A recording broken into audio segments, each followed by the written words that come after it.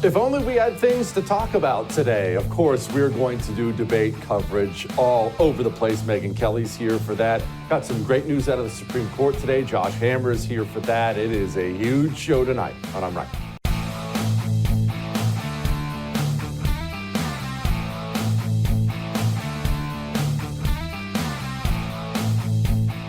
Well, that was quite a night, wasn't it? We just had the presidential debate, and let's talk about all the good, the bad, and the ugly, because there was plenty of everything up there. Look, put a smile on your face. Put a smile on your face because it was a really good night. First, a lot of credit needs to be given where credit is due. Donald Trump, Team Trump, they deserve all the credit in the world. That was a debate that was hostile territory. He marched into there and just pasted Joe Biden. He just destroyed him. Donald Trump was so disciplined last night because the moderators, who I actually will give some credit to in a moment, but the moderators, of course, tried to bring up several times things that Trump would make him look bad or try to walk him into a trap, and he never, ever, ever, ever, ever took the bait. He was on immigration inflation all night long. They could not move him off of it. He looked composed. He looked relaxed. He very clearly was prepared. And look, this thing, you heard me say beforehand, he could be walking into a disaster. And man, he walked in and nailed it. So all the credit in the world to Team Trump for last night. That's one. Two, I can't believe I'm about to say this, but CNN did pretty well. Well, gosh, I feel like I need a shower even saying that. Jake Tapper, Dana Bash. Yes, they were, of course, biased, and it was tell us about climate change and all kinds of stupid things. There's no question. But they weren't bad either. This debate that was supposedly set up for Joe Biden under all of Joe Biden's rules, and it was all of Joe Biden's rules, I thought Jake Tapper and Dana Bash did pretty well. So that was the good. Another good is the country now is seeing the man who led the country for the last 3.5 years. Remember, last night was just the day that Norm and Norma finally got to see how bad it was. You already knew. It wasn't some new revelation to you. You knew how bad it was. That man has been leading the country. All right, now let's get to the debate clips. And I'm going to try to keep a straight face during all this because I'll tell you right off the bat, I was watching with my wife and I was watching with my sons. We decided to make it a family thing. I had all kinds of friends and people, hey, you want to come watch? You want to come watch? We just wanted to make it a family thing. So I made my sons watch. Sons came down, watched. My wife came down and watched. And it was amazing to watch this. It was amazing to watch how bad Joe Biden did all the time and how disciplined Trump was, like this border talk. You're in a situation where there are 40% fewer people coming across the border illegally. That's better than when he left office. And I'm going to continue to move until we get the total ban on the total initiative relative to what we can do with more border patrol and more asylum officers. President Trump? I really don't know what he said at the end of that sentence. I don't think he knows what he said either. Look, we had the safest border in the history of our country. The border, all he had to do was leave it. All he had to do was leave it. He decided to open up our border. That was so well done. And it wasn't the zinger. The zinger was great. I enjoyed the zinger. My kids laughed out loud at that zinger. That's why I wanted to play it for you again. They laughed out loud. My sons did. But the part after that is where he really, really did well. And Trump did this a lot last night to his credit. All he had to do was leave it alone. I had it good. I had it set up. Remember what that is? It's reminding people how good they had it. Hey, I had everything fine. And then you got in there and blew it all up. It's a constant reminder that things were okay under him, and now they're not okay under Biden. And he did it all night long. He just basically backhanded him there. All you had to do was leave it alone because I had it fixed. And then you blew the whole thing up. That will resonate with people. And we're seeing today it did resonate with people. Now let's focus on Biden. That's enough of the Trump stuff. Well done, Team Trump. Be very proud of yourselves. That was awesome. Joe Biden. We're going to focus on the political angle of this for now. We'll get to what it means for the country and all the kind of sad, evil, awful stuff. But let's just focus on the political side as it is Joe Biden's running for re-election. Joe Biden simply could not afford what happened last night. He could not. Everyone's already apprehensive. Democrats, Republicans, independents. You see this in every single poll across the country. Is he too old? He seems too old. I don't know. But then remember, Democrats in the media have been running cover for him. Wow, that was a cheap fake video. Oh, they just took 20 seconds out of context. So everyone isn't as informed as you are. Norm and Norma, they had questions. Is he really that bad? Is this just kind of Republican spin? How bad is it? And so Joe Biden, beyond the lies and everything else, which we'll get to, Joe Biden had to look and sound like a functional adult. And I know that's horrible, but that's the base. That's all we want. Just please act like you're functional. But he had to. He absolutely had to.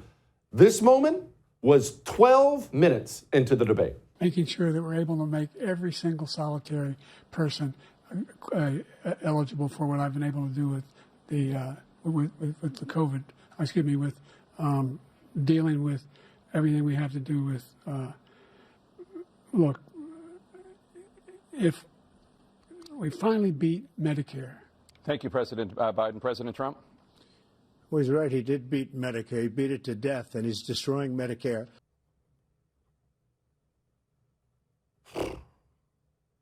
Ow. That hurts. He couldn't afford that. He couldn't afford one of his infamous brain shorts. He just couldn't afford it. And look, that was 12 minutes in. Do you remember? Do you remember Joe Biden's first answer? And I venture to say, listen, you're a Politico. I'm a Politico. This is what we love. I love this. I wouldn't miss last night for the world. That's my Super Bowl last night. I'm sitting there watching every single minute of it. You probably were the same way. But Norm and Norma, they didn't watch 90 minutes of that whole thing. Tune in for 10, 15 minutes. Let's see what these two politicians are saying. Really, the first 5 minutes, 10 minutes, as it pertains to Norm and Norma, as it pertains to those undecided voters, those are the most important minutes. That first impression, you never get a second chance to make a first impression. Remember that old TV commercial? Well, this was Joe Biden's first impression. We got to take a look at what I was left when I became president, what Mr. Trump left me. We had an economy that was in free fall. The pandemic was so badly handled. Many people were dying. All he said was, it's not that serious. Just inject a little bleach into your arm. You'll be all right. The economy collapsed. There were no jobs. Unemployment rate rose to 15%. It was terrible. And so what we had to do is try to put things back together again. And that's exactly what we began to do. We created 15,000 new jobs. We brought out the position where we have 800,000 new manufacturing jobs. Oh, my gosh. So, look, you know what happened there. I know what happened there. They knew in the week leading up to this, he was going to have to perform without a teleprompter. So they tried to get him to memorize little 1 minute, 2 minute spiels. So no matter what happened, no matter what question was asked, Joe Biden was going to give that answer because that's the one he had memorized, kind of. After a week of rest and preparation, that was the best he could get out. Bleach in his arm, 15,000 jobs, and he couldn't afford that. He just couldn't afford it. And of course, look, he's Joe Biden. He may be old and pathetic and a sympathetic figure at this point in time, but he's still the dirty liar he's always been. My blood pressure did get up a little bit when I heard him drop this one about the troops. When he was president, we still found ourselves in a position where you had a notion that we were this safe country. The truth is, I'm the only president this century that doesn't have this decade, that doesn't have any troops dying anywhere in the world like he did. 13 of our warriors died in Afghanistan because of that man. It's not even one of those things that, hey, they were in combat and people die in combat. He is responsible for 13 deaths. And he got up there and told the entire world that nobody had died under his watch. What a piece of crap that guy is. What a piece of crap. All right, now that was the good. The good was Team Trump. The bad was Joe Biden. Now let's talk about the evil, the ugly. First, there are a couple people I want to call out specifically here. First, Joe Biden is a daggone witch. I'll tell you something. My wife said something to me. You've heard me echo this before on the show, but my wife, who's not even heavily Politico, said something to me last night. And it was just from the heart. You know, she's not a hardcore Politico like you or me. She said, I would never let you go through that in front of people, in front of the world. How could his wife let him do that? And this was her after the debate. Joe, you did such a great job. You answered every question. You knew all the And let me ask the crowd, what did Trump do? Lied! Yes. Her husband just embarrassed himself in front of the entire planet because he's old, he has dementia, he's too weak. He's not on the back nine, he's on the 18th. He can see the clubhouse. And that heartless witch rode him right back out on stage to have herself another grand rally as the first lady. My wife told me, she said, I would drag you to the beach and we'd live the rest of our lives there and no one would ever see you again. I can't believe what that woman did. And so I'll just echo what she said. I cannot believe that a wife, even if she doesn't love him, how in the world could you allow your husband to do that over and over again and push him to run again? What an evil witch. And finally, all the media last night and today crying those crocodile tears about what happened. And they're having conversations about the president's performance, which they think was dismal, which they think will hurt other people down the party in the ticket. And they're having conversations about what they should do about it. Some of those conversations include, should we go to the White House and ask the president to step aside? Other of the conversations are about, should prominent Democrats go public with that call? Because they feel this debate was so terrible. I think there's a lot of people who are going to want to see him consider taking a different course now. We're still far from our convention, and there is time for this party to figure out a different way forward if he will allow us to do that. I think the conversations range from whether he should be in this race tomorrow morning to what was wrong with him. I mean, he has a cold. This is the last chance for Democrats to decide whether this man we've known and loved for a very long time is up to the task of running for president of the United States. Listen, nobody is a bigger fan of Kamala Harris than I am. And Gavin Newsom did a remarkable job tonight as a surrogate. And what he said, it's not that I disagree with anything they're saying, but those two people are signaling to a whole lot of Americans that are paying attention, how come they're not running? How come the Democratic Party doesn't have them at the top of the ticket? Two things.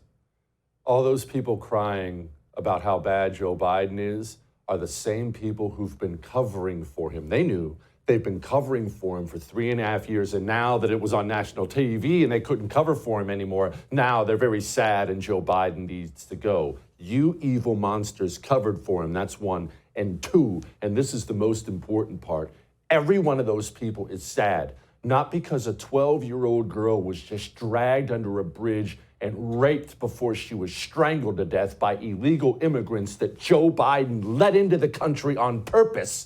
They're sad because he might lose his election. Monsters in the media in this country. All that may have made you uncomfortable, but I am right. Well, that's enough of me running my mouth. Let's talk to somebody with actual intelligence and experience at all this stuff. The amazing that you can't even compare to Megyn Kelly. Do you watch her show? You listen to her show, it's on Sirius XM, she's on YouTube, she's a journalist. Gosh, what hasn't she done? Megyn, how much stuff have you done over the course of your career? You have moderated these debates, you have this amazing radio show, your YouTube channel's must watch. What am I missing? I had a strong career as a telemarketer before I went to law school. No, you didn't. Yeah, I was not bad at that, I have to say. I was selling 1-800 numbers for businesses, and I knew just exactly how to get them sold. That is the least surprising thing I have ever heard in my entire life. Okay, sorry, that was a little informal. Joining me now, journalist, host of the Megyn Kelly Show on SiriusXM Triumph Channel 111 every weekday at noon Eastern Time, Megyn Kelly. Megyn, okay, the debate was obviously a disaster. Everyone's talked about it already. That's not news to anybody. I'm a little amazed Democrats could be dumb enough to walk themselves into something this bad, though. What was he doing for a week at Camp David? Taking Jell-O shots? I know. Well, now the narrative is, as the finger pointing starts, they overprepared him. Why didn't they just let him rest? He needed rest. Yeah. They gave him too many stats and facts and figures when all he really needed to think about was vigor. Like that would have saved him. I mean, it was very obvious that the one thing he needed to avoid last night was a senior moment, and he had many of them. You can't blame that on anyone other than Joe Biden. But having said that, we've now seen that we've actually been lied to repeatedly by a team of people who, without question, knew better. It wasn't just spin. It wasn't just politeness and covering for a few weaknesses by this guy. There is zero chance that in all the hours that debate prep team and his advisors have spent with them, they didn't see what we saw in just 90 minutes, where he couldn't even, look at this video. He couldn't even keep his eyes focused. He looked like, honestly, I'm going to be honest, like he'd had several mini strokes recently, potentially, where the way he walked, the way he presented himself, the way he was looking. And they have an obligation for the sake and safety of the nation to be honest with us about the wellness of the commander-in-chief. So I actually don't think this is just yet another ridiculous media story. I think really heads need to roll here, and the people who were complicit in trying to cover this up. Megyn, on top of your journalist and lucrative telemarketing career, you are also obviously a wife. I love your husband, Doug. He's an awesome dude. And one of the things my wife said, you've met her, she's not heavily political. She's obviously on the right, but not heavily political. But we watched last night, and she said to me at one point in time, I didn't say it, she said, I would never let you do that. If I would pull you off the stage and we would live the rest of our years, however that many there may be, on a beach somewhere or something, how could his wife let him do that? And Megyn, I can't get that out of my mind. Even if she hates his freaking guts, how could a wife allow her husband and encourage her husband to do this in front of the world? If I screw up and stub my toe, no one sees. The whole world watches Joe Biden embarrass himself. This is his legacy now. She's another Hillary Clinton. She just comes across as a little nicer, but she's not. She's a power-hungry spouse who doesn't want to give up the trappings of political power and the wealth and connections that are attached to it. Melania Trump wouldn't have done this. Laura Bush wouldn't have done this. Barbara Bush wouldn't have done this. Some of these presidential candidates are driven by their Giselle Fettermans, right? Remember her? I don't know if they're still together. Fetterman's wife, who want the office even more potentially than the man who aspires to it and gets it. And we now know that about Jill Biden, because there would be no other reason for her to be allowing this. She's still got her mental faculties. She knows what we know, and she knows even more.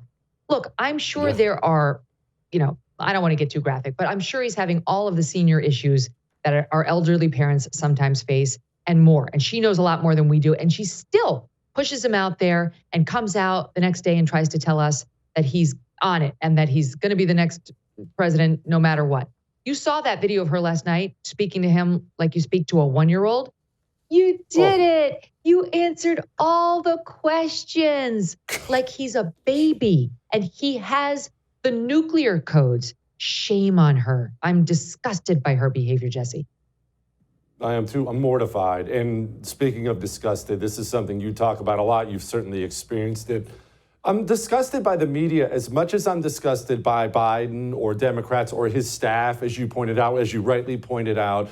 But all these crocodile tears from the media today. Oh, he's got to go. I'm sad. He's got to go. We can't run with him. These are all the same people who covered for him for the last, 5 years they were covering for him, and he was running. He was a friggin' disaster. And today, well, with a humble heart, we decided we've got to move on. They're the reason he's there. They covered for this piece of trash the whole time, and now they're acting as if, well, we're just doing our duty. Where was your duty before? And no one is worse than Joe Scarborough.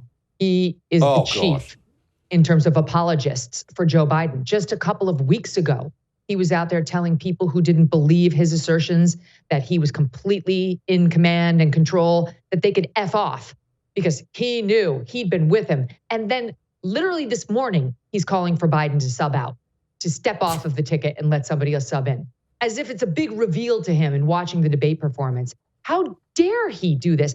I am angry because I'm an American and I'm concerned about our safety in the world. I'm concerned about how the Chinese are looking at us right now, how the Russians are looking at us right now. He's a sitting commander in chief for a minimum of 7 months more.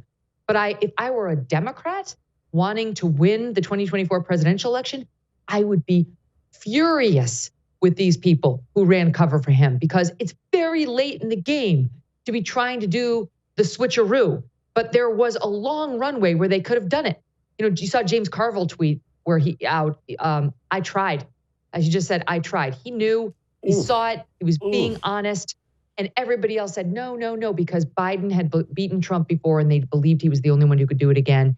And now, you know, as somebody who's not going to vote for Joe Biden, I have to say that the piece of me that's not thinking about America, is just thinking about winning this election, I do ultimately believe it's good for all of us, is kind of happy because he's not going to win. He can't win. And even if they do a substitution, it's going to be very hard for them to win this election. I mean, unless it's Michelle Obama, and frankly, even if it's Michelle Obama, it's an incredibly steep uphill climb to get the American electorate so attached to somebody that they would vote out a presidential candidate who's leading in all 6 of the swing states right now, Donald Trump, right, to switch their vote. So I really think this is a pickle of their own making.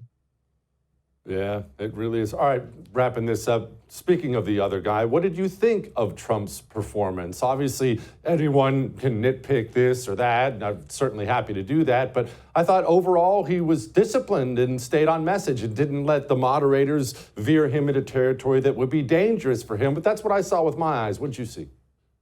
He was great. This is the Trump that his advisors have been begging him to be. And many doubted whether he could do it. But he didn't fall for the traps. He didn't allow himself to get baited. He kept switching the difficult topics to something that was more helpful. The American populace does not like what happened on January 6th. And you knew it was going to come up. And that answer about, let me tell you what the country looked like on January 6th was obviously a dodge, but it was a good dodge. The less time talking about what the protesters did, the better. And he finally saw that. He wasn't nasty against Joe Biden when he kept getting needled. He defended himself and stayed above board. He's the one who ultimately said, let's not act like children. He's the one who said that against Joe Biden, who kept name calling him and getting ad hominem. And if anybody looked like the grown-up in the room, it was Donald Trump. I think this is the Trump supporters, not maybe core MAGA who likes to see the fighter, but this is like the Republican dream of what Trump could be. He nailed it. I give him an A+. Yeah, he did nail it. Megyn, you always nail it. You were the best. I'll talk to you soon. Thank you so much for coming. All right. We have so much still to get to. So much analysis. So many guests and good Supreme Court decisions today. We'll be back.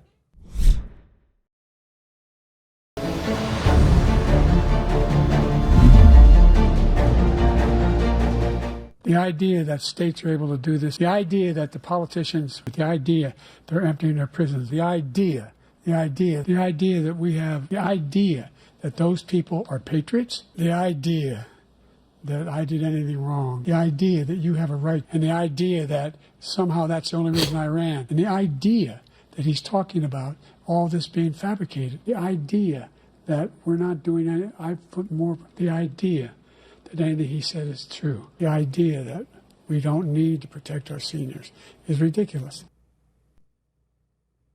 Well, I've got an idea. Let's talk to Jennifer about this disaster from last night. Joining me now, Jennifer Galardi, culture, health, and policy writer, former Democrat, I might note. Okay, Jennifer, please explain to me how you can rest for a week, get drugged up on God only knows whatever they gave him, endless amounts of prep, and still be that bad. Is he just a cadaver now? Is that it? I mean, the idea that any of us were subject to that really, really atrocious. I mean, Yeah, it's bad. And you know what? I somewhat blamed you. I was disheartened and I was sad when I went to bed last night, a little bit when I woke up this morning. I was going to skip watching this because I had a funny feeling it was going to be as bad as it was. And I said, you know what? I can't handle it. I'm too depressed already about the state of the world. And then Matt called me up. He said, do you want to go on the show? And I said, oh, fine, I'll do it for you, but you owe me a beer because my whole weekend is ruined now. But, you know, I can't say anything more than everybody's already said, right? You know, we see it in front of our own eyes. I'm sad and disheartened. Obviously, anybody who's human and has a heart has to feel for the guy. Whoever is responsible for taking care of him, who's his loved ones that are standing by his side through this Jill Biden should be ashamed of herself. I mean, honestly, I have a family member about Joe Biden's age going through a similar situation with early Alzheimer's or dementia. And it's the saddest thing to watch. It's really, really hard. So obviously that made me sad. And then a little bit angry to see that people are still perpetuating this lie. But also made me sad for the country and really disheartened. Like this morning, I thought about how lost we are. This debate seemed to be a reflection of where we are as a society. And by that, I mean, I feel like we're going through a second COVID, right? How easily the media will lie and how easily our country believes these lies. And then when they're caught in the lie, right? Oh, Joe Biden's fine. He's so sharp behind the scenes. And we see Maloney having to take him, pull him back. And we see all the gaffes and the falls and everything we're seeing and don't believe your lying eyes. And when they're caught, they take no accountability. Oops, how did we know? We didn't know. Well, some of us knew. A lot of us have known. And then we forget about it all. And then we move on to the next horse and pony show. I feel like that debate, Trump had a pretty low bar to hurdle over, and he did fine. He hit on immigration and he hit on inflation and the economy, which are all very important, and these matter to people. But I feel like everybody's missing the big picture. And there was no mention of the ideological capture of our institutions and the bureaucracy, which has fueled every terrible policy of this administration. It has fueled immigration. It has fueled the transgender ideas. And I feel like it's all leading us down a very dehumanizing and a very unhealthy path. Biden mentioned there's more billionaires and millionaires in the country than ever, and they need to pay their fair share. Well, there was no mention of COVID and the greatest transfer of wealth this country has ever seen in the past 4 years. No mention of that. No mention of our country being 75% obese, or well, maybe not obese, 75% overweight, almost half obese. No mention of the brainwashing of our kids, the grooming of our children. And I feel like we're just too sick and dumb and numb to recognize or delusional to acknowledge any of this. And I feel that we've been duped and we're constantly being duped and no one's seeing it. I feel like, we're missing the point. Again, this all felt, Trump did fine. And I think he hit on some of the things, but I feel like last night was really a reflection of our own confusion and our own state of delusion. No, I tend to agree with you on that. Now, I mean, electorally, that was probably a smart way to handle it. But the truth is we have this brain tumor and we just keep popping ibuprofen for it instead of actually digging into the real problem. And we can never win. It doesn't matter how many debates we win or how many times Joe Biden poops his pants on stage. We just can never win until we get to the tumor, right? Well, yeah, and I don't even know that it matters who wins at this point, unless we have kind of we're going to, like you said, we're popping ibuprofen. So a stronger border will help crime. Hopefully Trump will get at some of the rot, but I just think it's so embedded and we're so far down this path that we need to take a good, hard look. How did we get to the point where Joe Biden is up on that stage debating Donald Trump? I am obviously going to vote for Donald Trump, but he wouldn't have been my first choice. I'm a little more conservative and I'm happy to compromise in certain things, but we no longer have anybody sticking up for life in this country. When he mentioned the abortion pill, I was like, wow, so I don't know unless you talk about this a lot, unless we get more involved locally, the local school boards. Like I said, if I had a home right now, I'd be happy to run for something. I'm still kind of figuring out where I'm going to live if I can manage living this close to DC. But, we're so distracted. Again, I felt like this debate was a distraction, and it's everything we've already heard. There were no new arguments being made here. Yeah, there really weren't. And there really weren't. We don't ever get to the heart of the matter. And I feel like the GOP in particular, maybe it's my fault for wanting them to because they're not capable of it. Nobody really talks about the heart of the matter. It's all this talking point or that talking point. But as you pointed out very, very accurately, we have a sickness right now and no one's treating it at all. Jennifer, you come back soon. We've got a bunch of crap we have to get to now, but you and I will talk soon, and I will buy you that beer when I get back there, all right? She brings up some really good points about, there was a ton that I could nitpick right now. Electorally, as far as winning the election in November, it was great. It was a great night. As far as Democrats go, it was a disastrous night. Joe Biden looks so bad, all that stuff. But what is our goal? What is your goal? What's my goal in the end? Well, we have to take the country back. We have to get back our culture. We have to get back to being a decent society of free people who fight for freedom and value freedom. And we are a million miles away from that.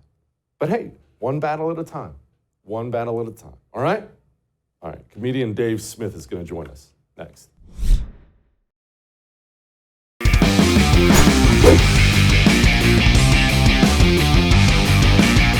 Mr. President, how did you perform tonight? I think we did well.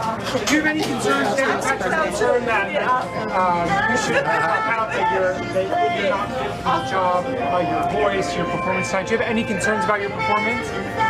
No, it's hard to debate a liar. Well, that has to be amazing. Joe Biden was probably not the least coherent person in Waffle House at that time of night. I love me some Waffle House. Joining me now, host of Part of the Problem podcast, my friend Libertarian Dave Smith. Okay, Dave, I don't know that anybody speaks for all libertarians. I certainly don't want to act like you do. Libertarians are an individualistic bunch, but what's the libertarian take on that freaking grease fire from last night?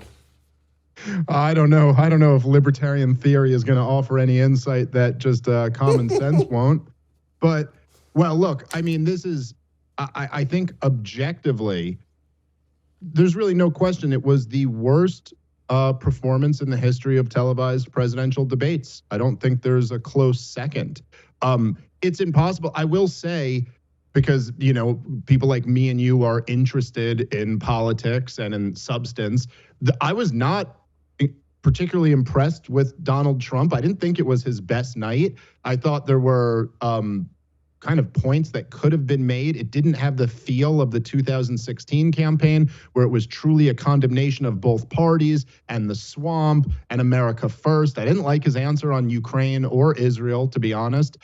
But none of that matters, because when one candidate simply demonstrates an inability to walk and speak, the nuance of the political positions doesn't even come into play. Joe Biden, from his first 30 seconds, was a disaster. I mean, forget even how you feel about it. The guy pivoted from abortion to a girl being murdered by an illegal immigrant. It was his choice.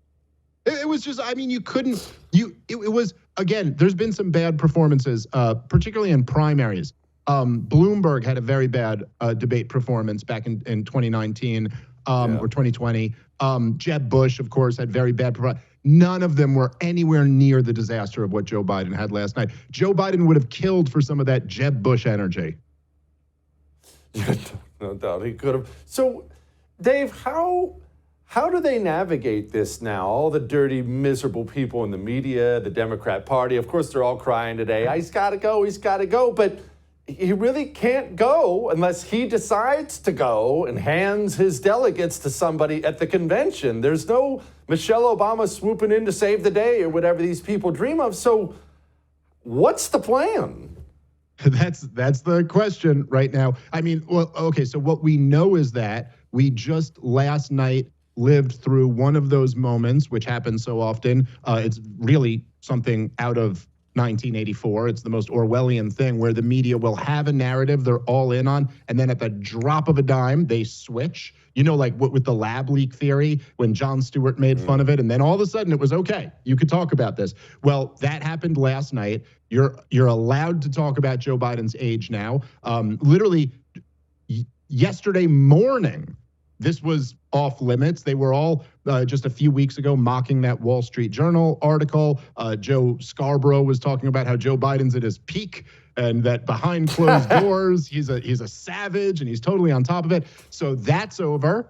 They have now admitted that the emperor has no clothes. They can join the rest of us who have been talking about the obvious severe cognitive decline of Joe Biden over the last decade.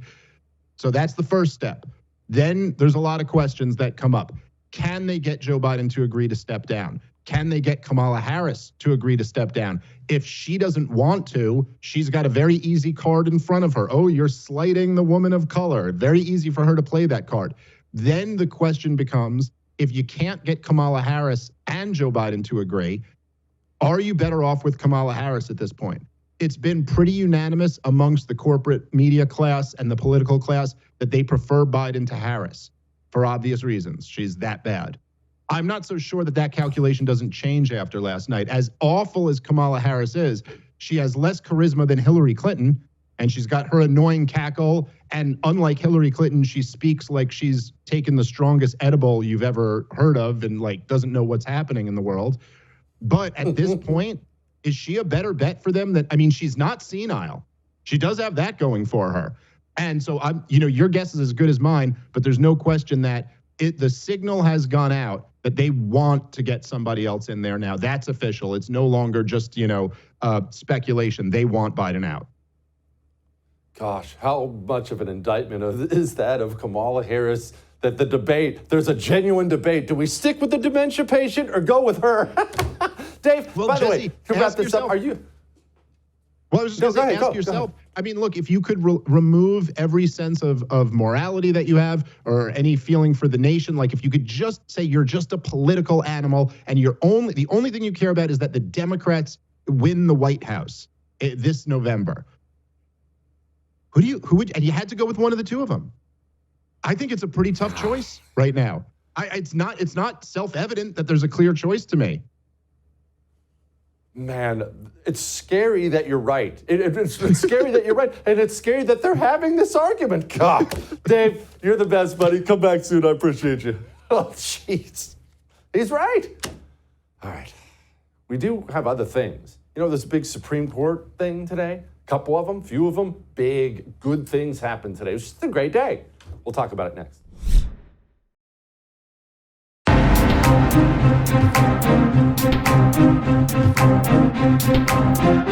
All right, let's cover the Supreme Court stuff because these are much bigger stories, frankly, than the debate from last night. And Josh Hammer is our resident expert on all this stuff, so he decided to drop us a little video and explain all this for us. Here he is. Hey guys, it's Josh Hammer, host of America on Trial with Josh Hammer, a First TV podcast. What a day today at the U.S. Supreme Court. Let's start with the Fisher case, the January 6th case. So this is a case involving the application of the 2002 Sarbanes-Oxley Act. This statute was always a very poor fit for the J6ers. This statute was passed in the aftermath of the Enron accounting scandal.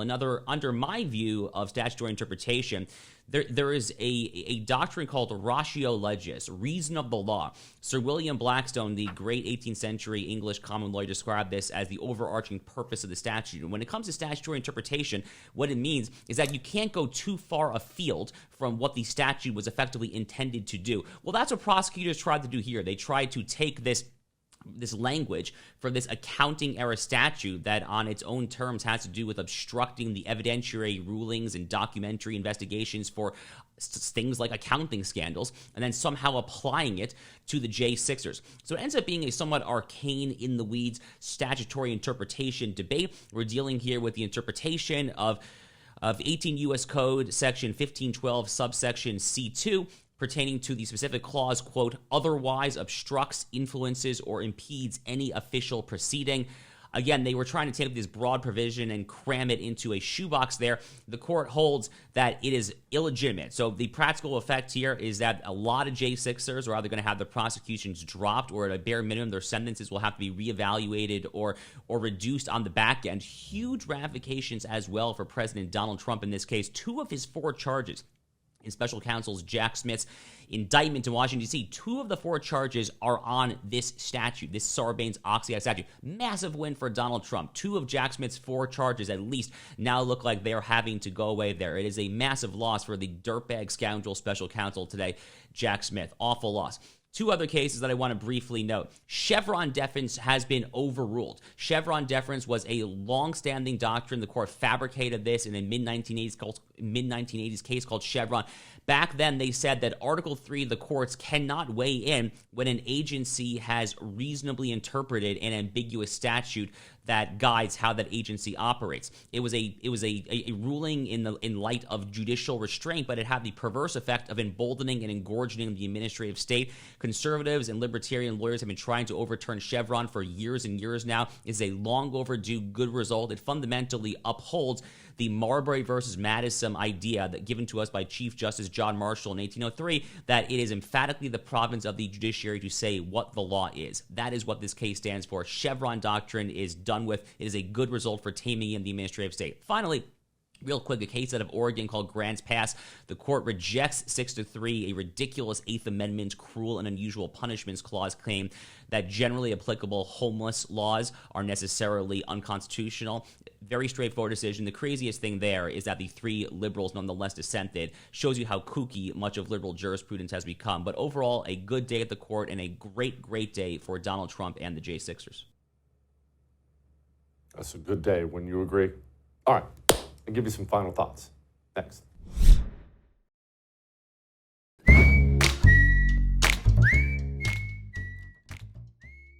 All right. It's time for my final thoughts / lighten the mood thing on the debate from last night. And I think it would only be appropriate, not for me to do this final segment. I think Dome should do the final segment. Listen, first of all, what we saw tonight is the president making a very clear contrast with Donald Trump on all of the issues that matter to the American people. Yes, there was a slow start, but it was a strong finish. It was a strong finish. Strong finish. Look, if we finally beat Medicare. What a night. I'll see you tomorrow.